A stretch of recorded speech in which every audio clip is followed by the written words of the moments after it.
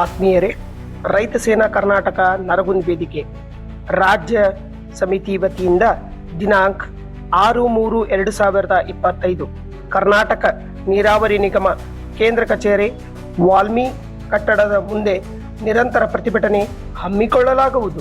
ಕಾರಣ, ಈ ಹಿಂದೆ ಮಲಪ್ರಭಾ ಅಚ್ಚುಕಟ್ಟು ಪ್ರದೇಶ ಭೂಸ್ವಾಧೀನ ಇಲಾಖೆ ಧಾರವಾಡದಲ್ಲಿ ಕಾರ್ಯನಿರ್ವಹಿಸುತ್ತಾ ಬಂದಿದ್ದು, ಅದನ್ನು ಹೇಳದೆ ಕೇಳದೆ ಅವೈಜ್ಞಾನಿಕವಾಗಿ ಬದಲಾವಣೆ ಮಾಡಿ ಬಾಗಲಕೋಟೆಗೆ ಸ್ಥಳಾಂತರಿಸಲಾಗಿದೆ.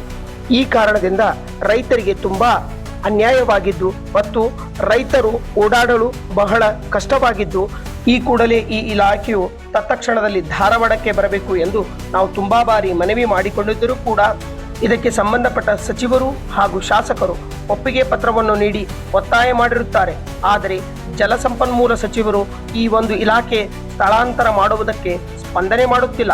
ಆದ ಕಾರಣ ಈ ಇಲಾಖೆ ತತ್ಕ್ಷಣದಲ್ಲಿ ಸ್ಪಂದನೆ ನೀಡಿ ಮತ್ತೆ ಮಲಪ್ರಭಾ ಅಚ್ಚುಕಟ್ಟು ಪ್ರದೇಶ ಭೂಸ್ವಾಧೀನ ಇಲಾಖೆಯನ್ನು ಧಾರವಾಡದಲ್ಲಿ ವರ್ಗಾಯಿಸುವವರೆಗೂ ಹೋರಾಟ ನಡೆಸಲಾಗುವುದು.